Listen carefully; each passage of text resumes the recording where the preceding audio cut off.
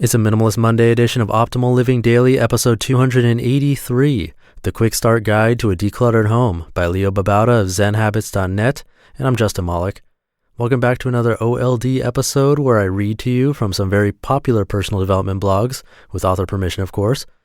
And I'm lucky enough to have a sponsor for today's show, and that is FreshBooks, a cloud accounting company that's perfect for small business owners and freelancers to invoice, track expenses, and more. You can try all of their tools for a month, totally free, and you don't even need to enter a credit card. Just come by freshbooks.com/living and put Optimal Living Daily in the How Did You Hear About Us section. And since it's Minimalist Monday, I want to make this intro super minimal and get right to the post and start optimizing your life. The Quickstart Guide to a Decluttered Home by Babauta of ZenHabits.net. One of my favorite habits that I've created since I changed my life 9 years ago is having a decluttered home. I now realize that I always disliked the clutter, but I put off thinking about it because it was unpleasant. The thought of having to deal with all that clutter was overwhelming, and I had too much to do, or I was too tired, so I procrastinated. Clutter, it turns out, is procrastination. But I learned to deal with that procrastination one small chunk at a time, and I cleared it out. That was truly amazing. Amazing because I didn't really believe I could do it until I did it. I didn't believe in myself. And amazing because when it was done, there was a background noise that was removed from my life, a distraction, an irritation. Decluttering my home has meant a more peaceful, minimal life. It's meant I spend less time cleaning, maintaining my stuff, looking for things, less money buying things, storing things, less emotional attachment to things. For anyone looking to begin decluttering, I'd like to offer a short guide on getting started. Know that this guide isn't comprehensive and it can take months to really get down to a decluttered home, but if you do it right, the process is fun and liberating and empowering each step of the way. Number 1, start small. Clutter can be overwhelming, and so we put it off. The best thing I did was to just focus on one small space to start with. A kitchen counter, just part of it, is a good example, or a dining table or a shelf. Clear everything off that space and only put back what you really need. Put it back neatly. Get rid of the rest. Give it away, sell it on Craigslist, donate it, recycle it. The clearing and sorting will take 10 minutes, while you can give stuff away later when you have the time. Number 2, work in chunks. If you start small, you'll feel good about it, but there's still a whole home full of stuff to deal with. How do you eat an elephant? One bite at a time. Not literally, I'm vegan. So just like you did one small area to start with, keep doing that, just 10 minutes a day. Maybe more if you feel really enthusiastic. If you have a free day on the weekend, spend an afternoon doing a huge chunk. Spend the whole weekend if you feel like it. Or just do one small piece at a time. There's no need to rush, but keep the progress going. Number 3, follow a simple method. For each small chunk you do, clear out the area in question and put everything in one pile. Pick up the first thing off the pile, no putting it aside to decide later, and force yourself to make a decision. Ask yourself, do I love and use this? If not, get rid of it. If the answer is yes, find a place for it. I call it a home. If you really love and use something, it deserves a home that you designate and where you put it back each time you're done with it. Then go to the next thing and make the same decision. Working quickly and making quick decisions, you can sort through a pile in about 10 minutes, depending on the size of the pile. Number 4, put stuff in your trunk. Once you've collected stuff to donate or give away, put them in boxes or grocery bags and put them in the trunk of your car. If you don't have a car, somewhere near the door. Choose a time to deliver them. Enjoy getting them out of your life. Number 5, talk to anyone involved. If you have a significant other, kids, or other people living with you, they'll be affected if you start decluttering the home. You should talk to them now before you get started so they'll understand why you want to do this and get them involved in the decision-making process.